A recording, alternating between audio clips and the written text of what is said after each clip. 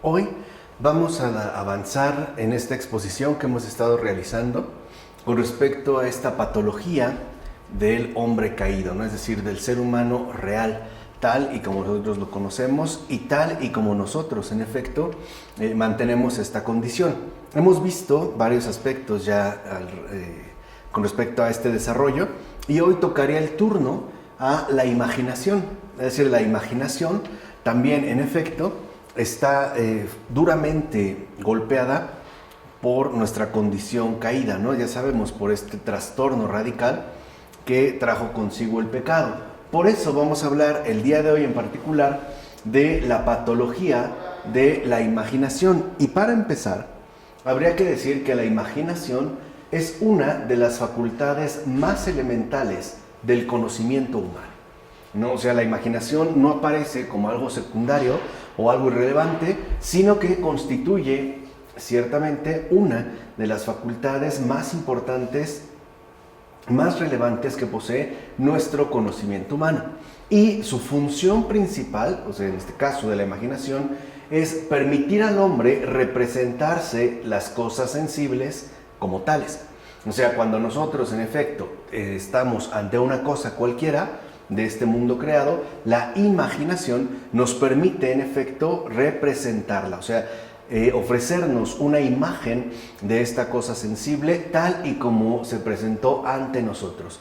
Por eso es que la memoria está directamente ligada con la sensación y lo sensible. De hecho, será de la realidad sensible de donde la imaginación tome como el sustrato fundamental que la sensación le transmite y que en efecto ella logra ahora elaborar de una manera inteligible, es decir, a la manera de una imagen. Por tanto, la imaginación transforma las sensaciones materiales en imágenes, que serían ciertamente ya inmateriales, y permite al ser humano representarse en forma de imagen todo aquello que percibe. Entonces, lo que podemos ver en este caso es que la memoria mantiene una relación directa con la percepción. O sea, nuestra percepción, que en efecto está directamente vinculada con toda la realidad material y por ende también con nuestra dimensión sensible, pues es justo esta realidad sensible la que nos ofrece los materiales con los que nosotros iremos conformando las respectivas correspondencias inmateriales, en este caso las imágenes, ¿no? Funciona en tanto que la memoria en efecto le brinda digamos, la posibilidad de hacer de algo material, en este caso los contenidos concretos de las sensaciones, en su representación inmaterial, es decir, a manera de imagen. Por eso pues decimos que la percepción es inseparable en este caso de la imaginación. Y también es cierto, podemos añadir, que la imaginación le permite al ser humano, unida a la memoria, de la cual ya hablamos, representarse los recuerdos que subsisten de todo aquello que ha percibido. Entonces, si lo vemos, la percepción, que en primer lugar remitiría en efecto a los contenidos materiales transmitidos en un momento presente determinado, no solo se limita a esta relación, sino que incluso unida ya a la memoria, puede volver a representar, a hacer presente nuevamente todo aquello que se ha percibido y que ahora se ofrece a la manera de un recuerdo, ¿no? Es decir, la imaginación también nos permite la recuperación de estos acontecimientos percibidos, estas experiencias ciertamente que hemos realizado y que pueden subsistir a partir de su conformación en base a recuerdos, es decir, la otra elaboración particular que la imaginación desarrolla.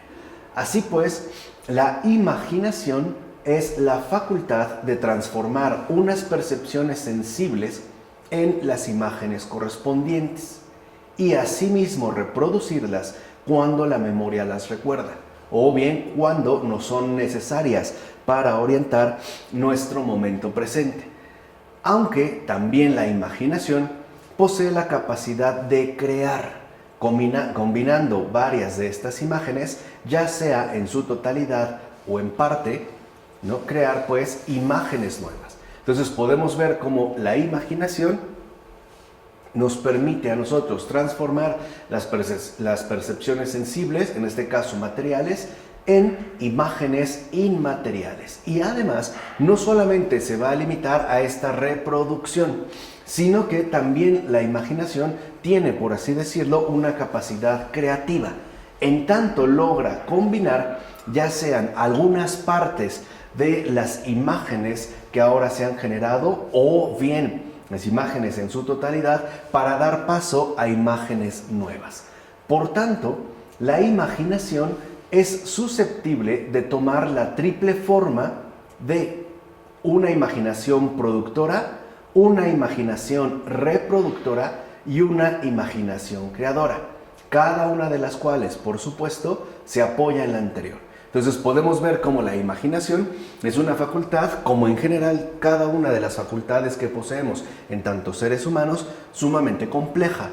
No está limitada a un solo aspecto en particular, puesto que, como hemos mencionado, la propia imaginación está conformada por una triple forma, en tanto imaginación productora, es decir, en tanto produce imágenes a partir de las percepciones sensibles, también una imaginación reproductora, en tanto permite la aparición de recuerdos a partir de diversas percepciones y finalmente de estos, partiendo pues de estos materiales que tiene ya a disposición, puede adquirir un perfil netamente creativo, ¿no? Están siempre vinculadas, pero la particularidad de su función, en este caso en tanto hacemos referencia a lo que es obtenido, es lo que va a diferenciar la forma en la cual la imaginación está en este caso funcionando. De hecho, bajo sus dos últimas formas, es decir, reproductora y creadora, produce los sueños, de acuerdo a las condiciones especiales que se dan cuando uno ciertamente duerme. Entonces, la imaginación, en base a estas dos formas, tanto reproductora como creadora, también interviene en la producción de los sueños. Ahora bien, en la condición primordial del ser humano, su imaginación se hallaba vinculada exclusivamente a su representación de las criaturas sensibles existentes, ¿no? En este caso ya tenía una función bien específica y además estaba por completo determinada. Y por eso podía situarse en el marco de la contemplación natural sin problemas. Es decir, los logoi, ¿no? Las razones espirituales que ya también en su momento explicamos, permanecían transparentes al igual que las energías divinas. De hecho, la imaginación no alteraba pues el orden real de lo dado.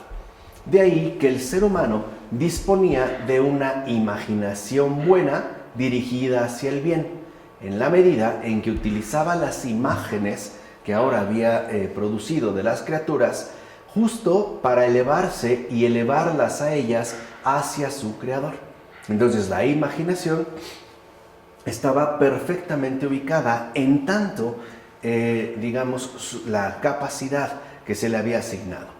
Pues bien, de esta imaginación buena, o sea, cuando los logoi están presentes y por lo tanto las criaturas, ¿no?, nos permiten, a partir de estos logoi, se hace posible que las criaturas puedan ser elevadas, ¿no?, en este caso dignificadas ya en su contemplación total y por lo tanto elevarlas también a ellas mismas hacia su creador, ¿no? Decimos, cuando esta imaginación buena es que en efecto se mantiene, proceden cuando duerme, estamos hablando del ser humano, sueños buenos, lo cual, dicho sea de paso, daba testimonio de la salud de su alma, o sea, en este caso, de su pureza. Entonces podemos decir que en principio, ¿no?, de acuerdo al estado de salud original, cuando se daba el proceso de dormir, justo porque la imaginación era enteramente buena, o sea, estaba enteramente ordenada, o bien simple y sencillamente estaba por completo sana, se vivía bajo el estado de salud primigenio, los sueños, que en este caso se producían eran buenos, ¿no? En relación justo con la salud del alma, y por lo tanto no había ni siquiera situaciones que contrariaran la pureza de la criatura. Además, en el marco de la contemplación natural, estos sueños tomaban por añadidura la forma de ensueños, o sea, conjuntos estables y netamente estructurados y ordenados de imágenes ciertamente inspirados por Dios y por tanto dotados de una significación espiritual definida y clara. O sea que entonces los ensueños también aparecían por añadidura dentro del marco de la contemplación natural como una inspiración que Dios otorga, y por lo tanto, sin apartarse de él, mantenían esa significación espiritual definida y clara. O sea que, en pocas palabras, el ser humano jamás se desligaba de su acontecer puramente simbólico. Recuerden que este acontecer puramente simbólico se refiere a la unidad inseparable de lo material y de lo espiritual. No había, pues, en este caso, desorden.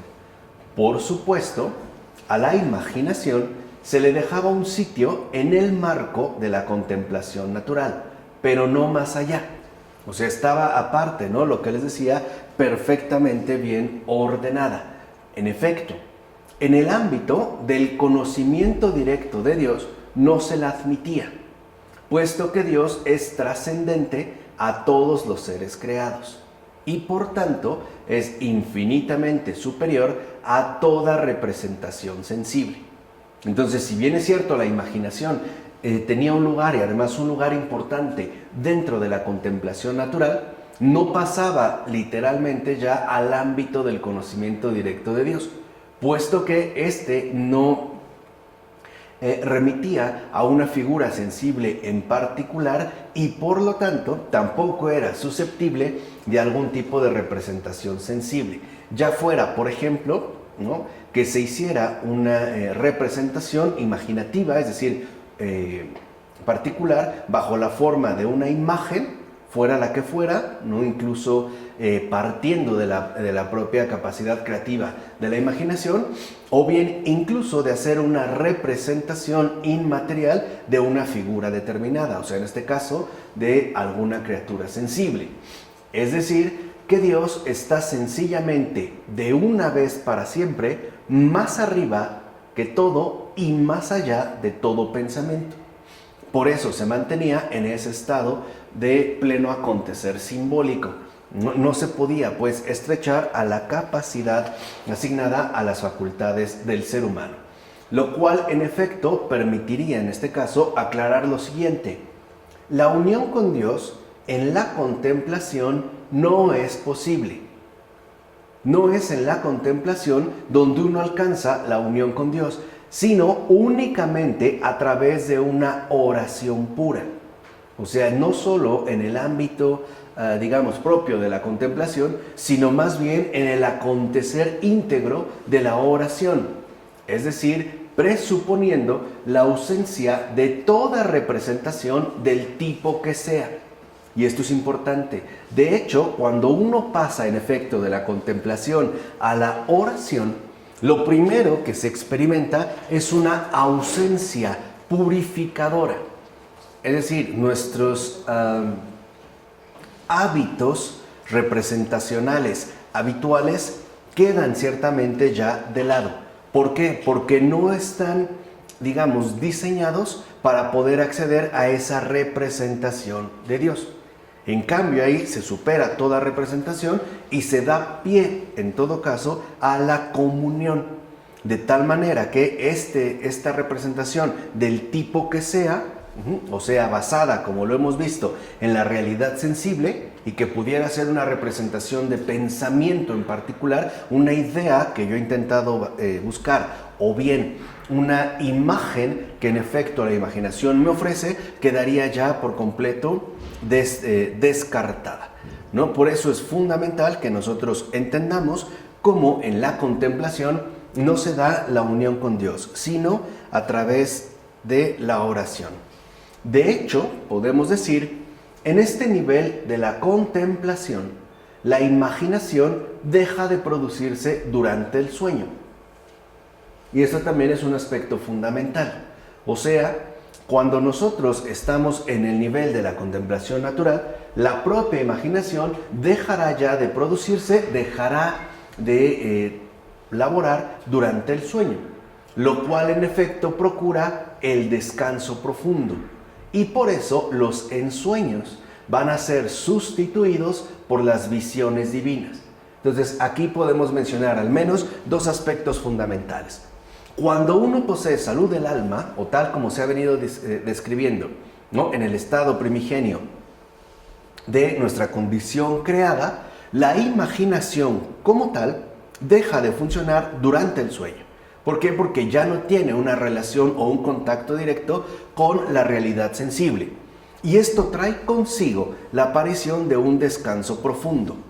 ¿Esto qué significa? Cuando nosotros soñamos, o tenemos sueños, soñamos lo que sea, así pareciera no tener como mucha lógica o como mucha conexión, ¿no?, que nos permitiera a nosotros encontrarle algún significado preciso, no estamos alcanzando un descanso profundo. O sea, cuando nosotros soñamos, la imaginación de hecho está todavía trabajando.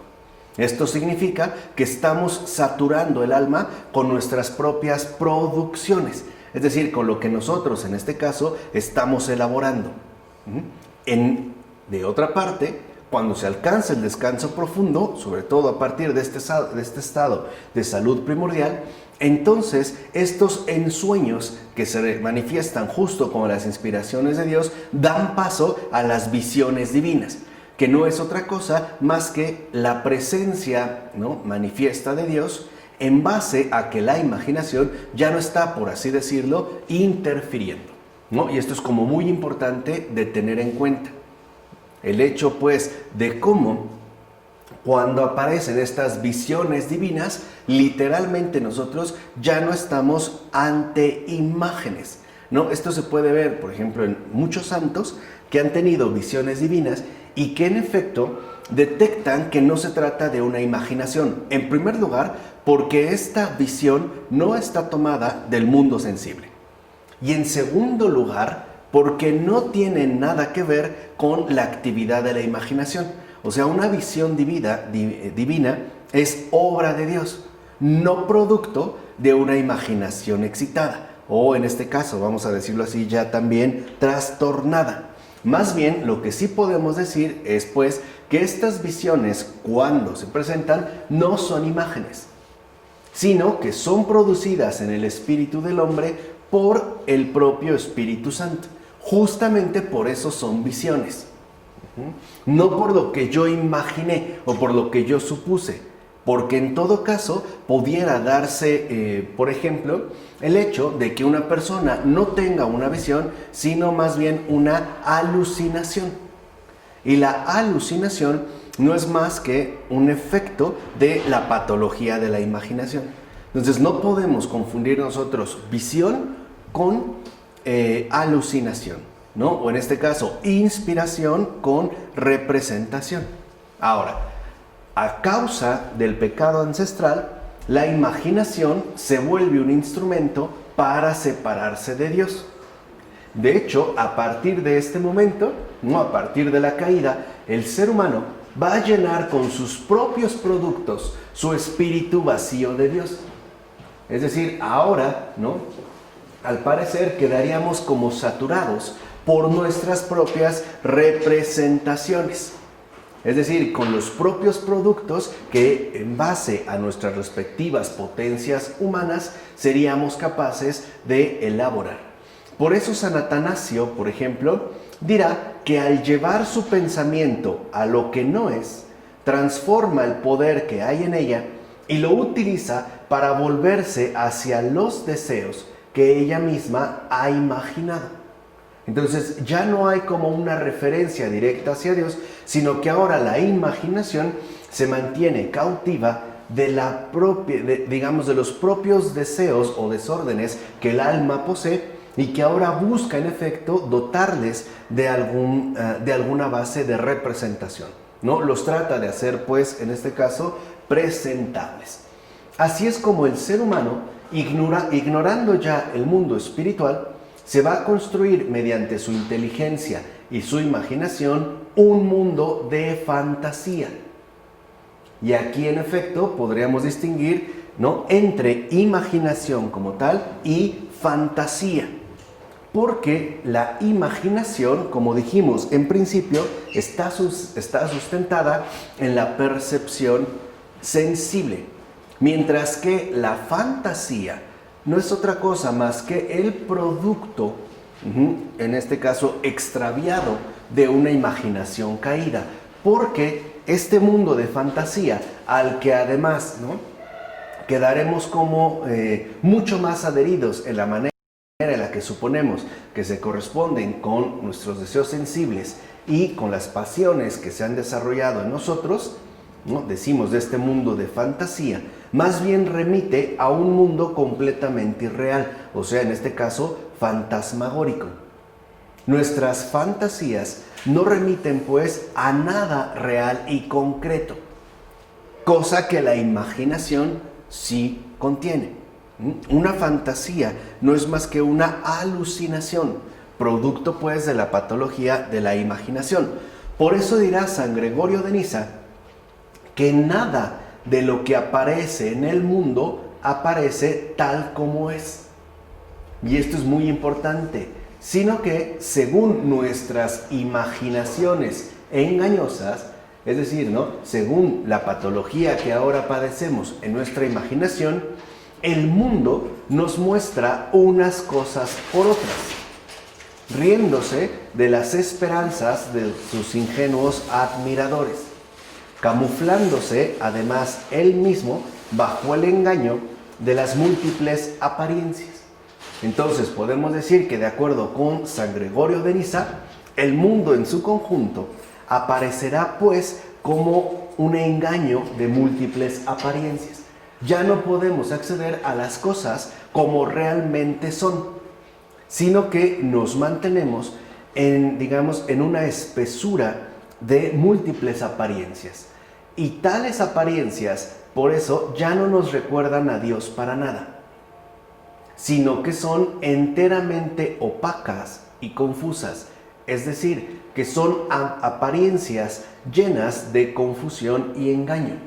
Por eso, en nuestra situación real, cuando nosotros tenemos algún tipo de percepción sensible, nuestra imaginación capta, pues, ¿no?, o produce una imagen, pero esta imagen, al parecer, no nos remite, al menos no transparentemente, ni de manera directa y nítida, a Dios, sino que en todo caso, esta imagen quedará remitida a nuestros propios deseos. Por ejemplo, si vemos una botella de agua, probablemente la relación que establecemos con esta imagen que nosotros producimos tenga que ver con, digamos, la cantidad o la presencia o ausencia de sed en nuestro cuerpo. Si es que se me antoja o no se me antoja. O sea, ya la remitimos, pues, esta imagen a nosotros mismos. De tal forma que ya no se mantendría, pues, como una relación directa con Dios. Por eso, el ser humano tiene sin cesar el espíritu habitado o atravesado por la multitud de sus propios pensamientos y de sus propias imágenes. Estamos saturados por nuestra propia actividad alocada, que además no deja, ¿no?, por así decirlo, ni un instante en estar además cautivado por las propias imágenes que se van produciendo, o que nosotros, en este caso, nosotros mismos vamos elaborando. De hecho, en esto consiste la gran ocupación del hombre caído. Fíjense, o sea, aquí la gran ocupación del hombre caído es mantenerse siempre saturado, habitado, atravesado, ¿no?, ocupado justo por sus propios pensamientos y además por la abundancia de sus propias imágenes. Por eso nosotros, aunque ciertamente nos veamos involucrados de una u otra manera en algún tipo de actividad, tal parece que nuestros pensamientos no se centran, por ejemplo, en la actividad que realizamos, sino que siempre estamos, ¿no?, como cabalgando, digamos, dentro de pensamientos que además parecen distinguirse tanto por su velocidad como por su gran número, ¿no? O sea, siempre estamos ocupados en múltiples pensamientos y además en las imágenes que estos pensamientos, en efecto, a su vez, nos van sugiriendo. Por eso nuestra remisión, o sea, ya no quedamos remitidos pues directamente a Dios, sino que esta remisión tiene que ver con nuestra propia situación desordenada. En este caso, con la patología de la imaginación. Lo que vemos es que la imaginación entonces toma posesión del alma y permanece acechándola con la multiplicidad de formas que es capaz de adoptar. O sea, ahora la imaginación también, en su situación patógena, ¿no?, en su situación ya enfermiza, mantiene como en continua acechanza al alma, sugiriéndole multiplicidad de formas, que en efecto la imaginación es capaz de producir. De este modo, lo que podemos ver es que no solo ya se opondrá la imaginación con todas sus fuerzas a la oración pura. ¿Cuántas veces hemos intentado la oración y cuando nos damos cuenta ya estamos pensando en otras cosas? O ya tenemos una multitud de imágenes, ¿no?, que parecen estarnos como bombardeando. Por eso ahora, curiosamente, la imaginación se opone a la oración. De hecho, para poder ingresar a la oración pura, es decir, como dijimos, ¿no?, a la comunión con Dios, tenemos que purificarnos fuertemente de nuestra respectiva imaginación enferma. O sea, tendríamos pues que desligarnos de nuestra propia facultad de imaginación. Y además, no solo entonces se va a oponer con todas sus fuerzas a la oración pura, sino que tampoco dejará en el alma ningún sitio al pensamiento y al recuerdo de Dios, que en condiciones normales, es decir, en una situación de salud, cuando el alma está sana, más bien sería esto lo que debiera ocuparla y llenarla. Entonces, aquí hay también como dos aspectos centrales que no podemos pasar por alto, ¿no? Cuando nosotros no podemos hacer oración, o peor aún, cuando nosotros no podemos ingresar en la oración pura, es debido a la imaginación. Y acuérdense, ¿no?, esta imaginación lo que hace en efecto es obstaculizarnos esta presencia de Dios con la multitud de imágenes que va produciendo y por lo tanto manteniéndonos bajo el yugo de nuestra propia ocupación. Una ocupación que, como nosotros también ya sabemos, y quizá más aún, ¿no?, lo hemos experimentado, esa gran ocupación del hombre, estar sumido, ¿no?, habitado por sus propios pensamientos e imágenes, le hará derivar en un estado profundo de preocupación. Esta ocupación lo lleva a la preocupación, cuando más bien dijimos, ¿no?, la oración dentro, si bien se le había asignado un espacio en el ámbito de la contemplación natural, tendría que haber dado paso a la oración y por lo tanto no atravesar este límite que en principio se le había fijado, justamente para que no interfiriera con esas manifestaciones divinas, es decir, lo que hace rato llamamos en términos de visiones. Así pues, en la vida interior del hombre caído, la imaginación ocupa un lugar tanto más grande y desempeña un papel tanto más nefasto, cuanto que ésta actúa en estrecha relación con las pasiones. O sea, ahora la imaginación ya no, como dijimos, nos dirige hacia Dios, sino que esta imaginación establece una especie de contubernio con las pasiones. En efecto, por una parte, la imaginación la suscita de hecho. O sea, la imaginación suscita las pasiones. Les va a ofrecer el soporte sobre el que pueden practicarse. Y por otra, las pasiones van a estimular la actividad y las producciones de la imaginación. Piensen, por ejemplo, cuando tenemos una imagen particularmente cercana a nosotros que nos sugiere que si por ejemplo adquiriéramos tal cosa o realizáramos tal actividad, obtendríamos un gran beneficio. Es decir, de fondo, ya lo sabemos, se estaría sugiriendo la obtención de un gran placer. Ahora, esto nos estimula todavía más y genera la pasión, ¿no? Este desorden, digamos, interno del alma, lo cual va a dirigir el deseo hacia la obtención de esa cosa en particular, ¿no? Que lo vemos como un beneficio propio. Y no solo eso, sino que a su vez, una vez que la imaginación ofrece el soporte, ¿no? Para poner en práctica estas pasiones, estas, digamos que la van a retroalimentar por medio de múltiples sugerencias que la imaginación ahora, ¿no? Se encargará de fabricar nuevas imágenes. O sea, imaginamos una cosa y de repente nos damos cuenta que ya estamos llenos de cosas, o sea, llenos de imágenes, a partir de algo en particular que nos había sido, en este caso, sugerido. En efecto, como las pasiones se nutren ante todo de cosas imaginarias, llevan a esta a dar a luz imágenes, antiguas o nuevas, que les corresponden y les aportan el placer que ellas buscan y ansían. Entonces, nuestra imaginación también se va a convertir en fuente de placer, en tanto logra satisfacer, en mayor o en menor medida, nuestro propio deseo. Aquí San Máximo nos da como una referencia clara para entender esta cuestión que venimos exponiendo. San Máximo, por ejemplo, dirá que igual que un hombre hambriento y sediento se imagina el pan y el agua, el hombre apasionado imaginará toda suerte de medios para satisfacer sus pasiones.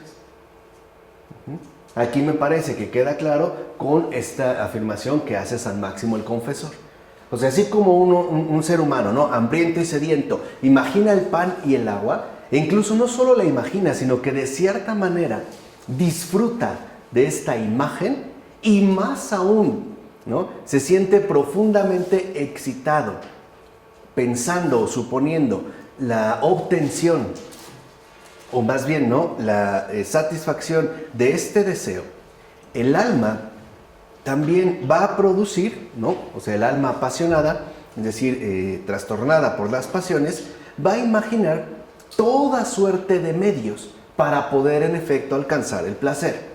O sea, se tiene un objetivo, una imagen, pero la propia, el alma apasionada tratará de presentar estímulos imaginativos para que se intensifique la fuerza de nuestro respectivo deseo y por lo tanto la determinación de llevarlo a cabo, ¿no? Se vuelve pues una especie de ordenación más o menos calculada. Si hago esto, ¿no? Entonces realizaré aquello, y si realizo esto, entonces podré llegar a tal o cual objetivo, ¿no? Pensemos a lo mejor de manera muy burda cuando una persona dice, a ver, si me dan este trabajo, o sea, fíjense, todavía no se ha obtenido, pero ya está ahí la presentación de la imagen, ¿no? Es decir, ya estamos siendo, en este caso, bombardeados por la propia apetencia del alma apasionada, ¿no? Si me dan este trabajo, pues entonces, ¿no? Una vez que yo entre a trabajar, lo primero que voy a hacer es tal cosa, y después tal cosa, y luego a lo mejor ahorro, y entonces en 6 meses me compro mi coche, y a final de año me voy de vacaciones y todo. Pero estamos viendo un mundo de fantasía. Nada de eso es real. Nada, o sea, no tiene ni el más mínimo grano de realidad. Es justo ese mundo fantasmagórico que nuestra imaginación patológica genera, pero que además genera teniendo en cuenta la propia satisfacción del deseo. O sea, en pocas palabras, estimulados pues por el egoísmo, de tal manera que nosotros alcancemos ese estado de prosperidad ciertamente imaginada. Por ejemplo, ¿no? El espíritu de quien es glotón imagina toda suerte de alimentos. El espíritu de quien ama el sexo imagina toda clase de fornicación. El espíritu del vanidoso imagina los honores que los hombres le atribuyen, ¿no? Hasta se imagina entrando a una gran sala donde recibe ovaciones, etc., ¿no? El espíritu del rencoroso imagina cómo vengarse de quien le ha ofendido. el espíritu del envidioso imagina cómo hacer daño a quien envidia. Y así ocurre con el resto de las pasiones. ¿Son los pecados capitales? No. Es el desorden profundo que también en este caso se presenta en la imaginación. Por eso este apartado estamos hablando de la patología de la imaginación. Digamos como la referencia a la que se dirige. Además, como apunta Anicetas Stétatos, las imaginaciones del espíritu se corresponden con la disposición del hombre interior y por ende con sus preocupaciones, las cuales darán pie a todas sus ensoñaciones. En pocas palabras, nuestras imaginaciones, aquellas que nos ocupan, ponen al descubierto nuestra verdadera interioridad. Las imágenes que nos invaden no hacen otra cosa más que exponer nuestra propia dimensión interior y por lo tanto expresarán cuáles son realmente nuestras grandes preocupaciones. Y una vez que éstas se ponen al descubierto, ¿en qué estamos pensando continuamente? ¿Qué es lo que estamos imaginando, etcétera, ¿no? Nos absorberá o atraerá hacia sí toda nuestra preocupación, toda nuestra atención en general.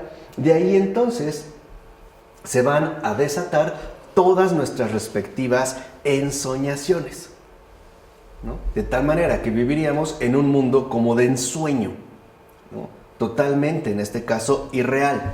Por ejemplo, el que mantiene su alma apegada a la materia y al placer, busca en la imaginación la posesión de las cosas y, por supuesto, del dinero. Ahora, es justo, ¿no? Si nosotros imaginamos una múltiple posesión de múltiples cosas, entonces nos veremos fuertemente golpeados por la imaginación que en este caso nos atrae hacia el dinero. Ahora, ¿esto qué refleja? Bueno, nuestro estado interior, o sea, nuestra situación aquí sí real de alma. En este caso lo que veríamos es que si la persona está imaginando, ¿no?, la posesión de las cosas, metida en sus negocios, en sus asuntos, en el dinero, piensa en inversiones, etcétera, etcétera, etcétera, entonces es que su alma está nada más apegada a la materia y al placer. ¿Se entiende? O sea, ahí se puede pues establecer una cierta correspondencia. O bien, este sería otro ejemplo, el que tiene el alma codiciosa y avara, imagina oro, ¿no? Entiéndase, dinero por doquier. En todo le ve un signo de precios. En todo le ve una ganancia, ¿no? A esto valdría tanto, esto podría invertirlo tanto, con esto podría sacar tanto, etcétera. Pero eso lo que revela es un alma codiciosa y avara, que ya veremos más adelante de modo particular en el caso de las pasiones. Y además, no solo eso, no solo imagina dinero por doquier, ¿no? Si vendiera esto, obtendría aquello y después esto o tal, no, si se muriera mi abuela y me dejara la herencia, entonces yo haría tal, o sea, es locura. No solo eso, sino que además, como dijimos, ¿no?, lo va a exigir. ¿Por qué? Porque está obsesionada con lo que la imaginación le presenta y por lo tanto con la excitación que le está también fomentando su respectivo deseo. No solo lo exige, lo sueña y precisamente también lo arrebata. Cobra, lo llega a quitar incluso, ¿no? A decir, bueno, esto más bien es mío. Además, cobra intereses abusivos, lo atesora y nunca descansa. Eso es lo que veríamos en el caso del alma codiciosa y avara. Por eso el Señor siempre prohibió de manera muy tajante la usura. Es decir, el prestar dinero con intereses. Y no, por no hablar ya de que estos intereses sean ciertamente abusivos. Porque delataría un alma codiciosa y avara. Así pues, todas estas ensoñaciones, por su presencia y su forma, revelan la naturaleza y la fuerza de las pasiones de donde proceden. O sea, manifiestan pues que el alma está enferma, en base a estas ensoñaciones en las cuales ¿no? O por las cuales se desvive, o sea, se va como consumiendo. Pero además, tales síntomas revelan asimismo cuáles son las enfermedades más intensas de esa alma. Y esto es lo que verdaderamente resulta en este caso interesante. Sería en base, ¿no?, a estos síntomas que podríamos detectar cuáles son las enfermedades más intensas, más patentes en esa alma y cuál o cuáles de sus partes, de las partes del alma, estaría especialmente afectada. O sea, se podría establecer un diagnóstico más o menos preciso. Por eso es como tan importante esta descripción. Por supuesto, los padres destacan una y otra vez que en esta doble relación de la imaginación con las pasiones, los demonios juegan un papel por demás relevante. Ahí es también cuando hacen su acto de aparición, sobre todo porque suscitan directamente en el alma, o sea, por sugestión, nos sugieren todo tipo de imágenes y fantasías, justo con el propósito de activar nuestras pasiones. Por ejemplo, a lo mejor una persona pasa fuera de una industria automotriz y ve un auto deportivo y de inmediato aparece la imagen, sin que sea algo verbal, de estar yendo en una playa, no sé, increíble de Miami, ¿no?, con chicas guapas, porque pues trae el super auto. Esa es una sugestión. Y eso es obra de los demonios. Entonces lo que debemos de entender es que no toda imagen, en este caso, tendría derecho de acceso, ¿no?, sino que tendríamos que estar justamente en vigilancia para ver hacia dónde es que ciertamente nos está dirigiendo. Y en todos los casos, lo que buscan los demonios es extraviar todavía más, es decir, de por sí ya lo estamos, al ser humano, y así mantenerlo por completo alejado de Dios. ¿O no hemos llegado incluso al punto de imaginar que nuestra vida posee prioridades, necesidades importantísimas que en principio no corresponden con Dios mismo? Eso es sugestión diabólica.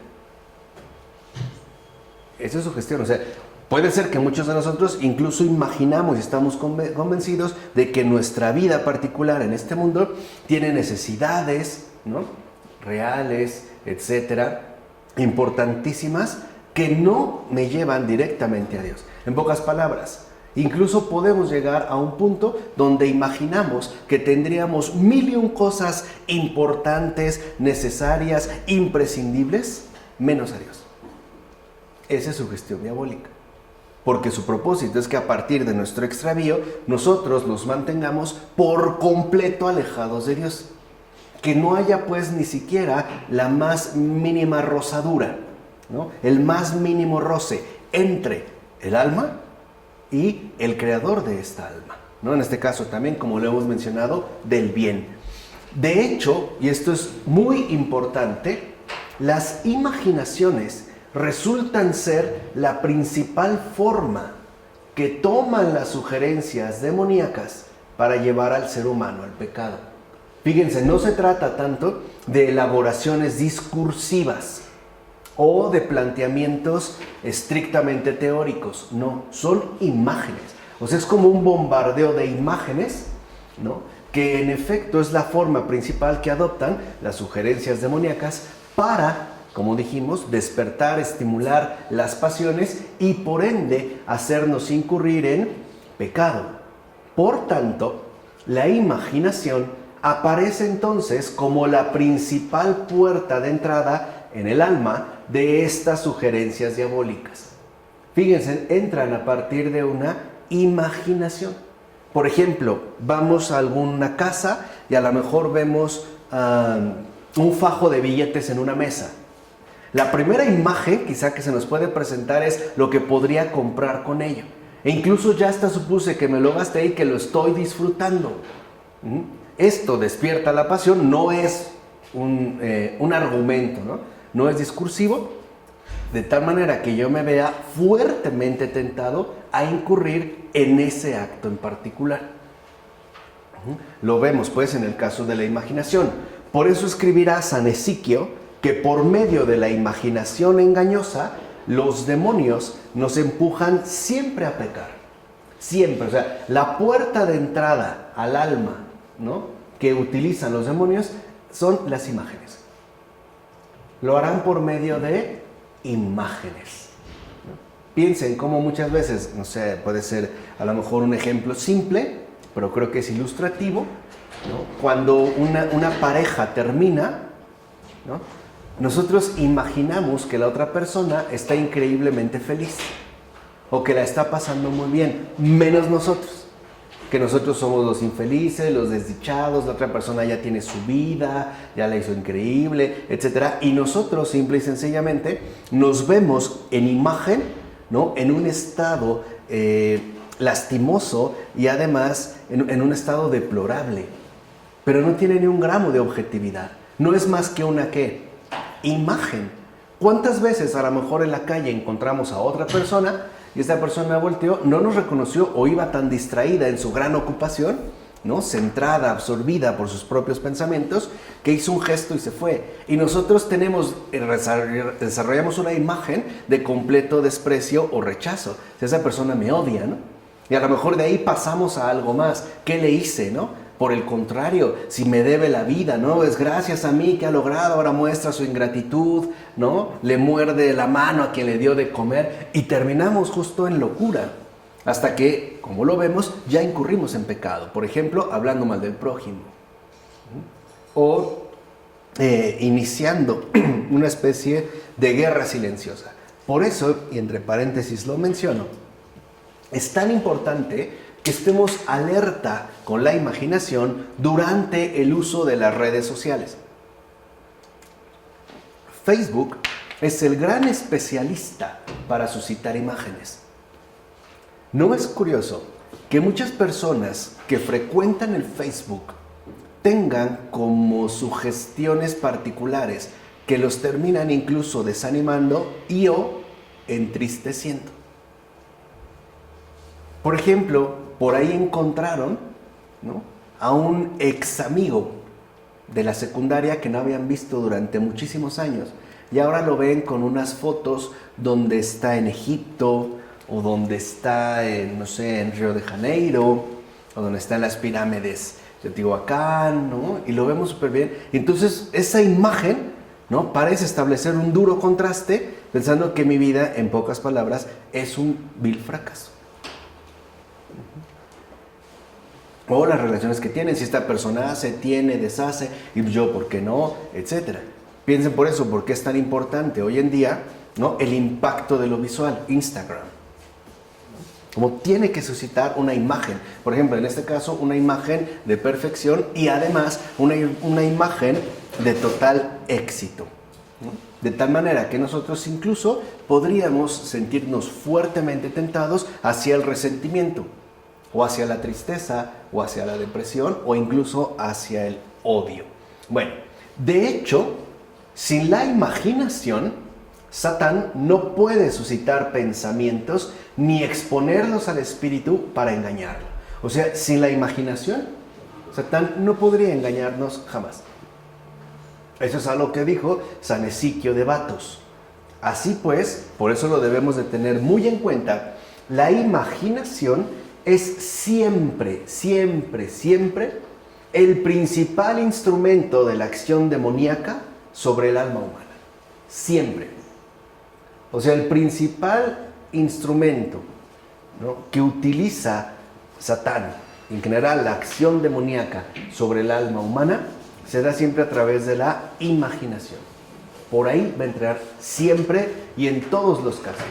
Por ejemplo, alguien tiene ideación suicida e imagina que matándose, pues entonces todo se va a acabar, sus problemas se van a terminar y finalmente, ¿no?, quedaría en paz y tranquilo.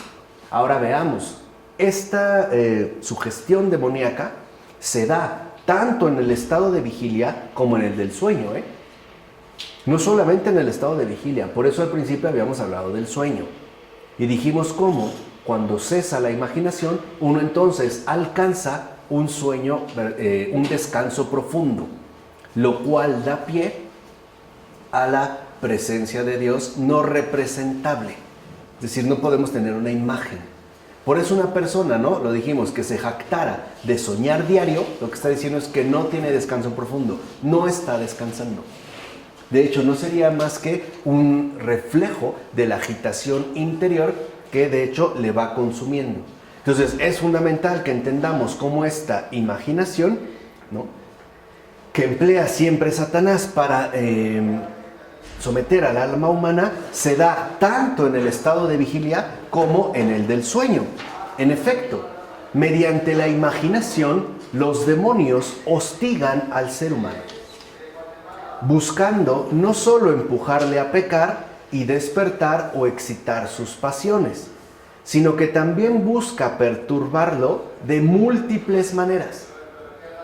Y esto es lo importante, sobre todo para provocar en él tristeza y ansiedad, hasta quebrantar su espíritu. Aquí tenemos otro rasgo central.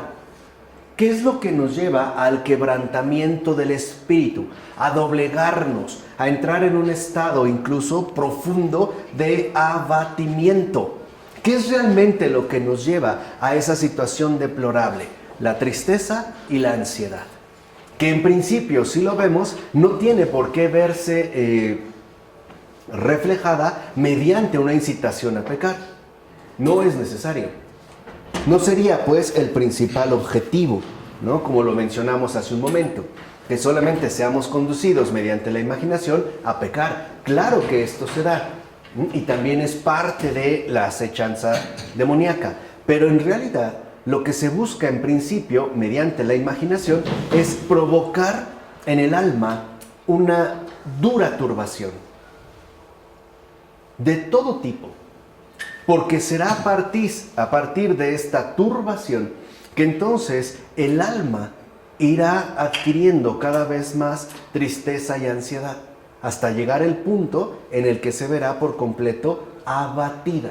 Por eso en un salmo se dice, Señor, que no se rían de mí mis enemigos, que no canten sobre mi alma victoria. A esto se refiere. No necesariamente para conducir a pecar, pero uno puede estar en un estado de abatimiento o tristeza que nos vuelve incluso apáticos. Nos sentimos completamente desganados. Por eso es tan fundamental que nosotros entendamos que si en el alma traemos tristeza y ansiedad, o las dos, o alguna de las dos, ha sido por obra de sugestión diabólica. Habría que entonces hacer un discernimiento dónde empezó.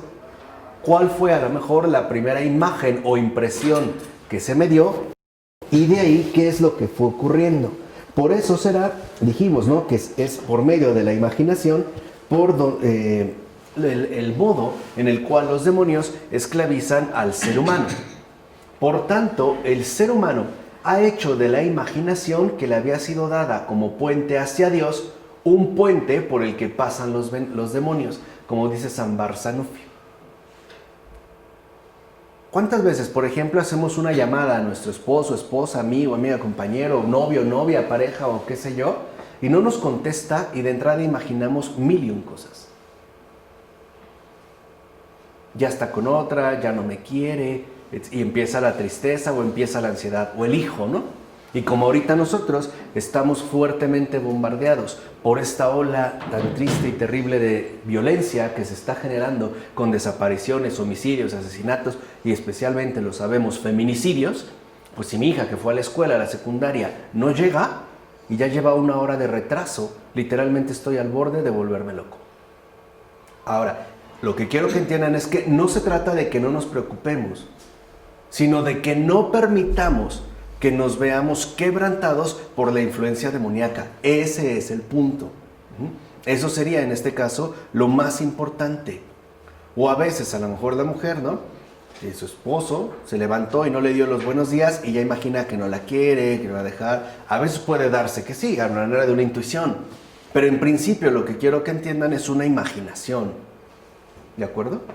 Por eso en nuestra imaginación ya no es tanto, ¿no?, como un puente hacia Dios, sino un puente descuidado por el que atraviesan los demonios. Por eso es que la vigilancia que debe asumir el hombre caído es justo aquello que le permite recobrar la salud del alma. Entonces, para poder recobrar esta salud, en el caso particular de la patología de la memoria, tendríamos que mantenernos bajo una estricta vigilancia. O sea, ¿no?, estar siempre al tanto de lo que me presenta la imaginación. Si esta imaginación me conduce a la tristeza, a la ansiedad, a la inquietud, a la preocupación, al enojo, a la ira, etc., algo es claro. Se trata de una sugerencia de Satán. Y entonces no tendría por qué darle cabida, por qué acogerla, y menos aún por qué permitir que ésta tome posesión de mi alma, ¿no? Porque se apodere de mí, ¿de acuerdo?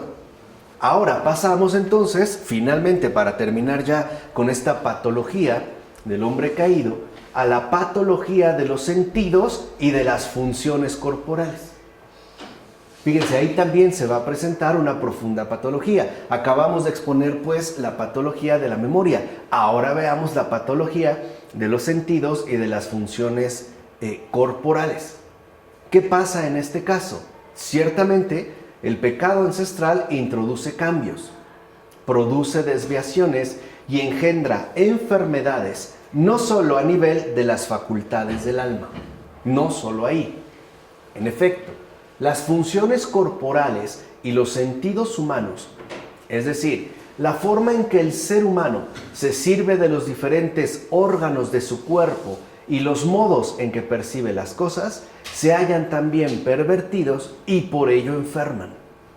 De hecho, los padres subrayan que en la vida virtuosa también participa el cuerpo humano. Acuérdense, totalmente cuerpo, totalmente espíritu. Esto significa que el cuerpo en general, mediante sus respectivas facultades y energías, participa también en la santificación, ¿no?, que es una de las afirmaciones más contundentes de San Gregorio Palamas. No quedaría pues excluido o al margen.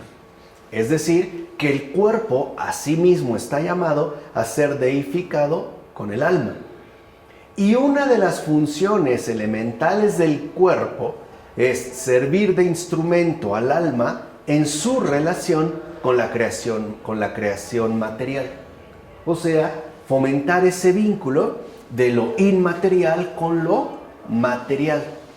En efecto, por medio del cuerpo, el alma adquiere conocimiento de los seres sensibles y mediante los órganos del cuerpo puede entrar en relación con ellos y actuar sobre ellos. O sea, no solo tenemos un conocimiento, sino que también establecemos una interacción, ¿no? O sea, no solo percibo la botella, sino que también la puedo tomar e incluso la puedo romper, ¿no? Eso es lo que nos permite, pues, en este caso, el cuerpo.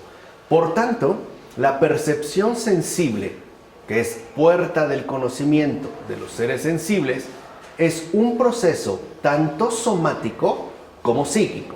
O sea, no solo interviene la mente o nuestra facultad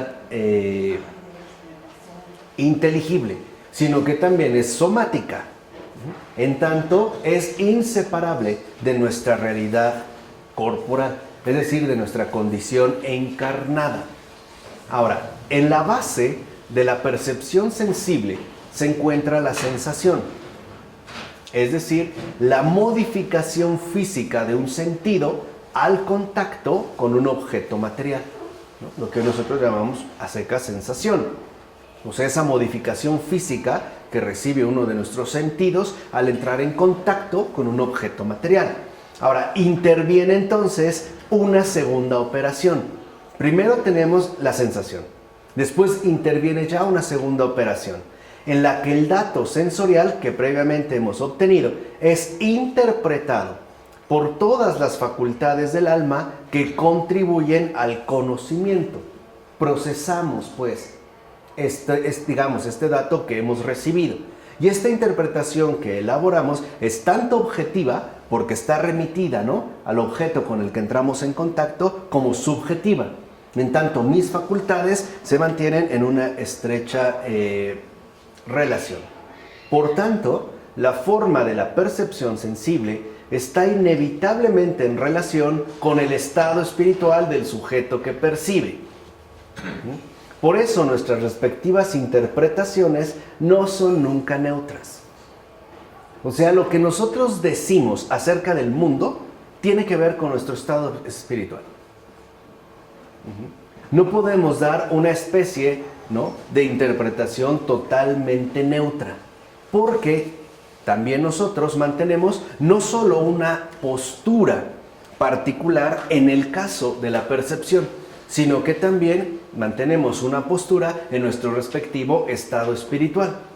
Ahora bien, Nicetas Stétatos enseña que todas las acciones ramificadas en los sentidos, la vista, el oído, el olfato, el gusto y el tacto, se mueven de acuerdo con la naturaleza si prevalece lo mejor, que sería su estado normal de funcionamiento. Es decir, que cada ramificación, es decir, cada una de las que hemos mencionado, posee un uso normal conforme a su naturaleza. Por ejemplo, el cuerpo tiene ojos para ver la creación y conocer a su creador por el orden armonioso de ésta, como lo menciona San Atanasio. Además, fuertemente influido por la cultura griega. Él pertenece, ¿no?, está fuertemente influido por la cultura griega. Es decir, los ojos nos permiten ver la creación y conocer a su creador por medio también de la intervención de nuestra capacidad intelectual, que podría percibir esta forma en el ámbito particular, digamos, de la percepción. O bien, según San Juan Crisóstomo, el ojo está hecho para celebrar al Creador al ver las criaturas de Dios. Ese sería justamente su uso normal. Nuestros sentidos remiten pues al autor de todas las cosas. Del mismo modo, los oídos han sido creados para que el ser humano pueda escuchar las palabras divinas y para que pueda oír a Dios en todos los sonidos del mundo, como dice San Atanasio. El olfato ha sido creado para oler en todos los seres el buen olor de Dios. El gusto para que en todo alimento guste qué bueno es el Señor. Y el tacto para que en todas las cosas toque al verbo de Dios, es decir, al logos. Dicho brevemente, la finalidad de los sentidos es contribuir a unir a las criaturas sensibles a Dios, que como sabemos es justo la tarea asignada al ser humano, es decir, su acontecer simbólico. De hecho, en el ser humano, tal y como ha sido querido por Dios, las manos, por ejemplo, tienen como función central cumplir las acciones necesarias, sirviendo a la voluntad divina, actuando en justicia. Es poner literalmente manos a la obra, sí, pero a la obra divina, o sea, de acuerdo con la voluntad divina. Por eso el Señor no tiene ningún reparo en decirle, ¿no?, a la mujer y al hombre que sometan a la naturaleza, porque sabe en realidad que no hemos sido hechos para el mal, ni tenemos ninguna relación con el mal, sino que seríamos capaces, pues, de poner manos, ¿no?, a la obra para llevar a cabo estas acciones necesarias, sirviendo siempre a la voluntad divina y por ende actuando en justicia. Y de igual modo, la función de los pies es permitir al hombre ir a servir a Dios y realizar el bien. Es lo que nos permitiría, pues, esa especie de movilidad santa. El poder desplazarnos para servir a Dios y, por ende, por supuesto, para realizar el bien. En cuanto a la lengua, vean cómo todas nuestras funciones corporales, nuestros sentidos, el cuerpo en general está incluido. Su finalidad es proferir palabras de verdad y cantar constantemente la bondad de su Creador. O sea, de fondo, cada uno de los órganos corporales obra de forma normal y sana cuando actúa según Dios y se mueve y obra por Él. Ahí está pues la normalidad de cada uno de nuestros órganos corporales y de nuestros respectivos sentidos. Podemos decir entonces que el cuerpo humano está sano espiritualmente cuando tiende hacia Dios por medio de todas sus actividades. O sea, cuando todos sus sentidos están bien ordenados y orientados. Pero, como siempre, a causa de la caída, todo este orden corporal se halla realmente trastornado. Pues el maligno ha manchado y trastocado al ser humano entero, es decir, cuerpo y alma. Por eso lo invitó a comer del fruto del árbol, ¿no? Del conocimiento del bien y del mal. No solo a pensar el mal, sino a entrar en contacto con él. No solo se da de pensamiento, también el cuerpo, pues en este caso, interviene. Por eso el ser humano ya no ve bien, o sea, no ve el bien, sino que ve y oye de forma perversa. Sus pies, por ejemplo, se apresuran a hacer el mal. Sus manos cometen la iniquidad y multiplicidad de injusticias y crímenes. Y su corazón alberga y mantiene malas intenciones. Como dijera San Macario de Egipto. Así pues, y esto es, digamos, como el primer punto fundamental, los sentidos ahora proporcionan pretextos para multitud de maldades. Ahora es justo, ¿no?, lo que nos van a proporcionar los sentidos, pretextos para poder realizar multitud de maldades. De hecho, no es casual que San Isaac el Sirio hable de la enfermedad de las sensaciones. En lugar de servir y conducir a Dios, los sentidos y los órganos corporales del hombre caído se ponen al servicio del egoísmo y le sirven ahora para pecar.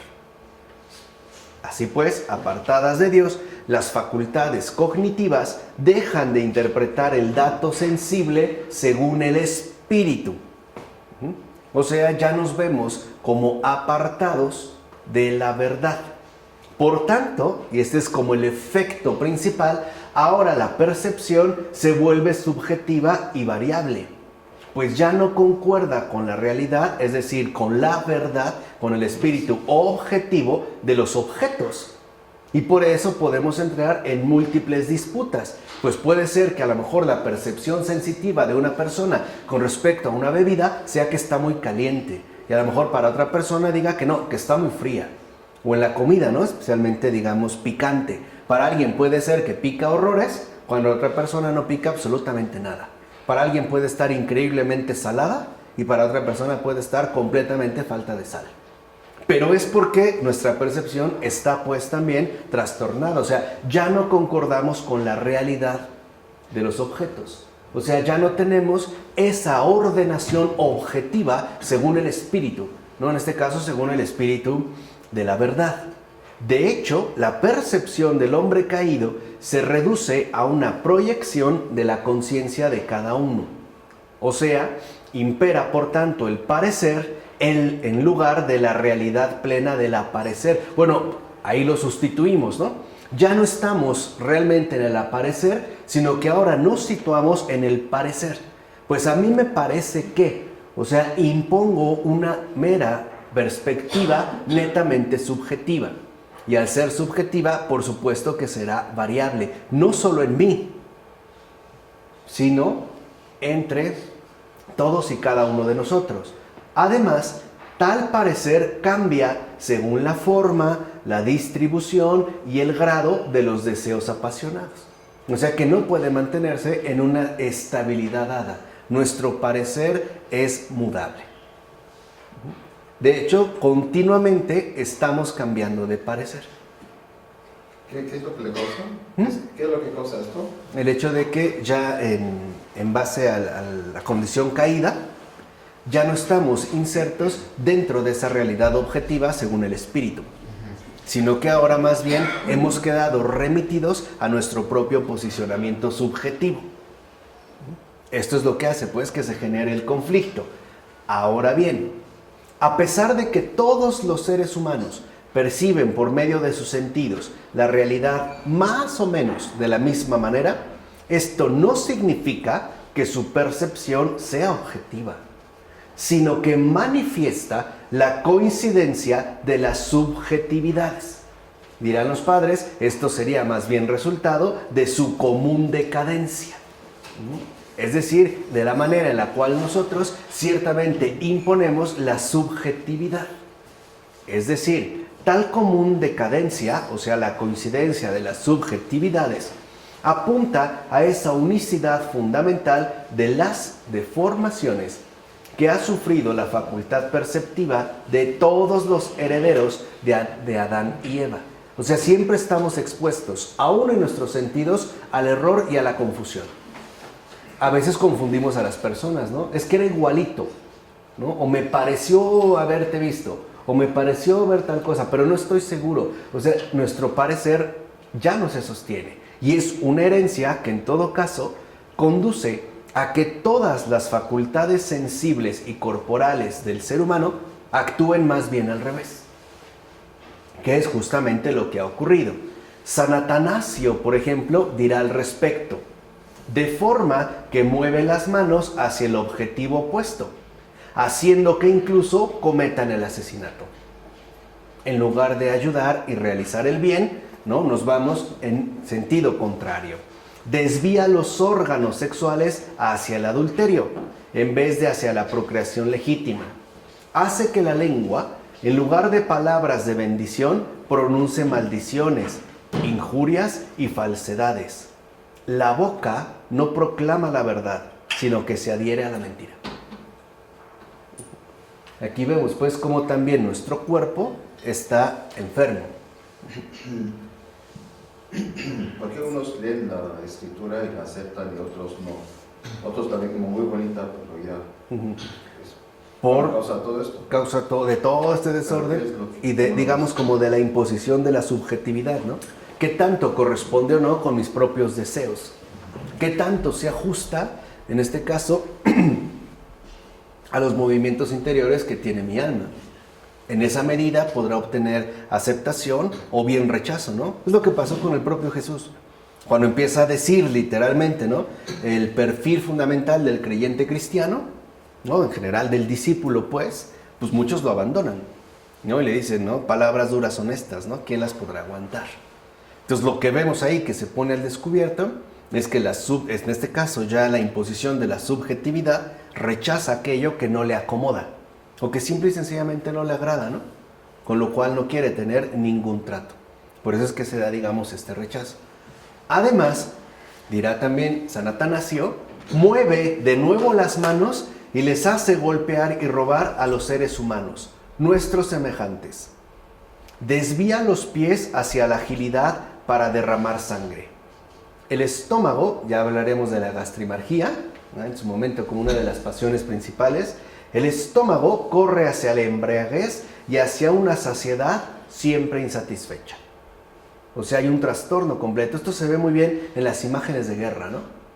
Como dicen, en marcha. Los pies se ponen, ¿no?, en marcha al derramamiento de sangre. La habilidad en el manejo de los armamentos, ¿no? Incluso la boca, ¿no?, con las ofensas o maldiciones que puede pronunciar. Ahora, San Juan Crisóstomo dirá lo siguiente: contemplemos nuestros miembros. Encontraremos que ellos también son causa de nuestra ruina si no tenemos cuidado. O sea, también tendríamos que cuidar cada uno de nuestros órganos corporales. Si no tenemos cuidado, el cuerpo también va a ser causa de nuestra ruina. Y en lugar de llevarnos hacia la salvación, nos orienta hacia la perdición. Hoy lo podemos ver, por ejemplo, en el caso de la vanidad. Hay quienes por vanidad pretenden que su cuerpo, en efecto, se convierta, ¿no?, en su único eje de referencia. Y en lugar de avanzar, retrocede. Y añade, pero no lo serán por su naturaleza, sino debido a nuestra negligencia. Entonces, ¿se acuerdan que en la patología de la memoria, lo peor de todo es el descuido? Y por lo tanto, lo que valía la pena, en este caso, ejercitar, era la vigilancia. En el caso del cuerpo, lo que ahí impera, hablando ya de nuestros sentidos corporales, o lo que conduce a estas fatalidades, no es la naturaleza propia de nuestra realidad corporal, ni de nuestros respectivos sentidos, sino la negligencia que ahora asumimos con respecto a ellos. Porque es la negligencia lo que promueve el extravío, ¿no? Entiéndese que cuando hablamos aquí de extravío, nos referimos a lo antinatural de los sentidos y de los órganos corporales. O sea, es la negligencia la que impulsa con fuerza todos nuestros miembros sensibles fuera de la vía conveniente. Entonces, si yo, por ejemplo, en lugar de utilizar mis manos, ¿no? Para terminar y ya cerrar con esta imagen, si en lugar de utilizar mis manos para poder ayudar, reconocer, acoger, auxiliar a mi semejante, a mi prójimo, a mi hermano, lo utilizo para estrangularlo, para golpearlo, para humillarlo, para rebajarlo, eso es por negligencia, que en efecto remitiría a ese estado profundo de trastorno en el cual se encuentra, ¿no? Como atorada el alma. Ahora bien, esta patología que a grandes rasgos hemos expresado y que se ha remitido, ¿no? Como a los ámbitos más particulares que ahorita que pueden detectarse en un ser humano, están basadas, como lo hemos venido comentando, en las pasiones. Y a continuación, con esto terminamos hoy la patología del hombre caído. En lo siguiente, lo que nosotros vamos a ver son las pasiones. Y especialmente las pasiones principales, que son la raíz de todos los demás males que podemos padecer. Y veremos también en su momento cómo hay toda una clasificación. Lo que me interesa aquí es que entiendan que también la memoria no está profundamente afectada, a pesar del papel tan importante, la imaginación, perdón, está profundamente afectada a causa de la caída, a pesar del papel tan importante que contiene para nuestra realidad humana, y también el cuerpo y todas nuestras funciones corporales no están exentas. Entonces, si nuestro cuerpo no se mueve hacia el bien, es por negligencia, no por naturaleza. Esto hay que tenerlo como muy, muy claro. De tal manera que entonces la vigilancia no solo se aplica a la imaginación, también a nuestra realidad corporal. Un poco cuestionando a nuestros pies hacia dónde se dirigen, cómo que se ponen en marcha a hacer el mal, o cómo que las manos, ¿no?, quieren abalanzarse sobre el prójimo para destruirlo o agredirlo, o la boca, ¿no?, para proferir mentiras, o los ojos para denigrar a alguien, etcétera, etcétera, etcétera, con los ejemplos que aquí nosotros dimos. Por eso es tan importante que nosotros no demos cabida ni a la negligencia, ¿no?, en este caso en particular con nuestros órganos corporales, en general con nuestros sentidos corporales, y tampoco que permitamos la entrada total de Satanás a nuestras vidas ya de por sí maltratadas. ¿Cómo? A través del descuido con respecto a la imaginación. Pues como vimos, recuerden, la puerta de entrada de todas las sugerencias diabólicas es a través de la imaginación. Siempre será a través de una imagen. Por eso mantengámonos en una vigilancia constante, ¿no? Oren y velen, dice el Señor. En nombre del Padre, del Hijo, del Espíritu Santo. Amén.